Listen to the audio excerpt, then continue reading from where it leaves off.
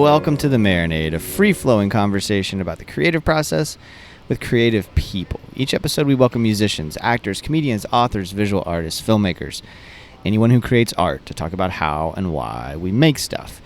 This is a Jason's Journal bonus episode coming at you live from Bonnaroo 2025. Y'all, I want to start by just thanking everybody who has listened to the show and spread the word about The Marinade over the years. We are coming up on 8 years of episodes this fall, and the opportunities keep coming. Today, I'm sitting down with two artists who are playing the festival here at Bonnaroo, and this is our third year in a row covering the festival in Manchester, Tennessee on the farm. Thank you, thank you, thank you. I woke up in Chattanooga.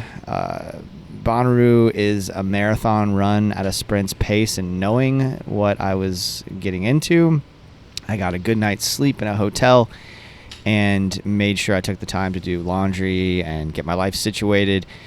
Roo can be a portal of sorts. I have internet and cell service here, but the latter is spotty, and Roo is an immersive experience. So I needed to make sure I had everything handled at home before spending 4 days on the farm. And also, getting here can be a bit of a challenge. It's kind of out in the middle of nowhere. And that said, this year is going smoother than the previous two. A lot of that is just me knowing what to do. I wanted to make sure that I got here in time for Crumb Snatchers at 2:30, and I arrived just in time to set up my canopy ahead of the threat of rain. I can set up the rest of camp later. Crumb Snatchers are playing at the Who stage, which is way out in Outeroo. So if you're not familiar with Bonnaroo, there's Cinderoo, which is kind of the main festival grounds where most of the main action happens, and there's Outeroo, which is a series of stages and vendors out where everybody camps. It's a haul from the separate media and guest camping area where I'm staying at, which is on the complete opposite side of Cinderoo. And I'm arriving about halfway through the set, unfortunately. The energy, though, is palpable. They have clearly been bringing it before I got there. Frontman Samuel Goots Guterman and his band are having the time of their lives on stage. Smiles as far as the eye can see. And the boys are up there casting this striking appearance. They all sport red bandanas as a nod to the Appalachian labor movement, the real redneck shit. Goots announces the band's tour manager, Lauren, who I've been in contact with about having Goots on the Marinade, has a bucket list wish of crowdsurfing, and the crowd obliges. She is clearly having a blast as well. And even, before we can even take much more than a breath, Goots invites his childhood best friend and fellow Bonnaroo enthusiast on stage with his girlfriend to sing the Bonnaroo tradition, Just a Friend by Biz Markie.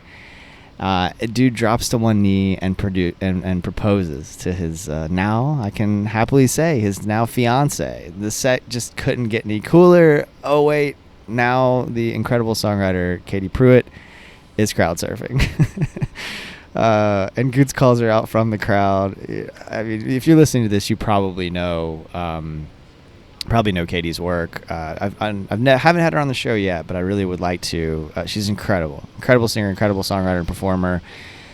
And then there's her just crowd surfing at this random set out in Outeroo. Crumb Snatchers, y'all check them out. I mean, now fans are throwing bread as if it's a beach ball, which must be some sort of Crumb Snatchers hallmark, because of course it is. I don't want this to end, but the consolation is that Drop Teens have folks packed into this tent, which is back in Cinderoo on my way back to my camp that I need to finish setting up. Drop Teens are like a country Felice Brothers is the best way to describe them, I think. I'm relatively new to their work, and this set is quickly making me a fan.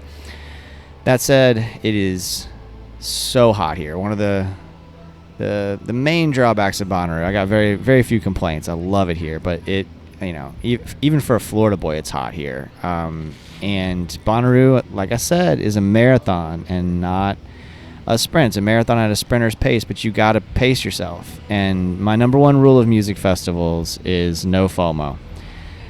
Missing one thing will only open up another opportunity, and all experiences out here are valuable in their own way. So I'm heading back to camp, and getting to know my neighbors. When I pulled up earlier looking for a spot to camp, a gentleman proposed that I share one of the longer spaces. They have the spaces kind of marked off with like white paint, and he recommended that I share that space with him and his wife. He seemed to have things figured out, and later told me he'd been to like 18 roos. His name is Tom. Laura is her name. They're in their late 50s and downsizing their lives. They live on a boat. They're building out a school bus to take around the country, and maybe most interestingly, they live stream their lives. They stream their lives on Twitch. There's this whole community of people who follow their day-to-day, from the exciting to the mundane. It's really cool, and that community is welcoming me right now. We're sitting in a circle in the shade that's provided by our cars, because, again, it's smoking hot, and we're just in community with folks all around the world. Tom and Laura are fascinating folks. Tom's the vice president for one of the coolest radio stations in the world, Lightning 100 in Nashville. If you listen to this show and you like the guests we have, you'll like Lightning 100. Laura is retired from the school system, so we had that in common. Not that I'm retired, but you know what I mean.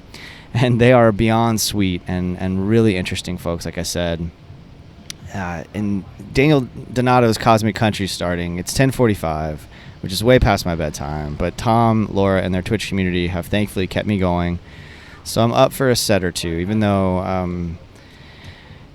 as I get back to Bonnaroo, I'm almost out of gas. Nevertheless, I'm grateful that I stuck it out. Daniel Donato is playing this extremely cool brand of like jammy country adjacent music. I guess I must look like I know what I'm doing, and because people keep asking me about him, and I sort of stumble my way through imparting whatever minimal knowledge that I have. One of these new Padawans with a happy roo gives me a bracelet that says, I love my Vegemite that I'm wearing. I'm going to be wearing for the rest of the festival. Just a really sweet moment. One of those things that happens at Bonnaroo. Happy Roo is, the sort of the standard greeting around here. Just as you would say, "What's up" to somebody back in the real world or something. And with this set, no need to have gone in knowing what you're getting yourself into. Daniel and his band are making new fans, and I'm making new friends. We're all making new friends around here. Up next is Insane Clown Posse. Y'all, it's 12:30. I don't know how people do it. I tried to get them on the marinade as an aside. I may have even been like a little delusional about our chances, but something in the universe told me I was going to make it happen.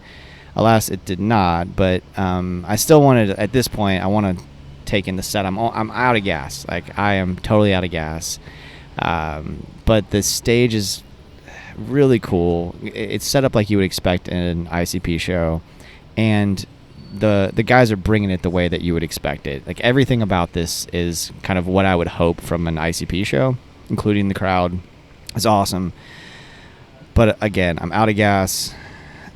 I can't really. I don't know. I don't have anything left in me. And there's also like more flashing lights than I care for. I struggle with flashing lights. I don't know if it's my astigmatism or what, but even as I get older, it gets worse. And that, on top of that, I have a long day ahead on Friday. So back to camp we go to get some sleep. If you enjoyed my day one Jason's Journal from Bonnaroo, I have a couple of asks y'all. First, subscribe and follow us on your preferred social media. We are at Marinade Podcast or Marinade_podcast on just about everything. Hell, I'm even tempted to get into Twitch now. And then the second ask I have is tell somebody about the show, or share a link on social media. These are like simple ways to really support us. It makes the biggest difference. Word of mouth is the best way to spread awareness about the show and the things that we're doing. And I'm just so grateful, y'all. Thank you so much for listening and interacting with us. And I'm going to go and take in some more music all weekend and report each day. Thank y'all again and again and again. And until next time, go out and create something. Cheers, y'all.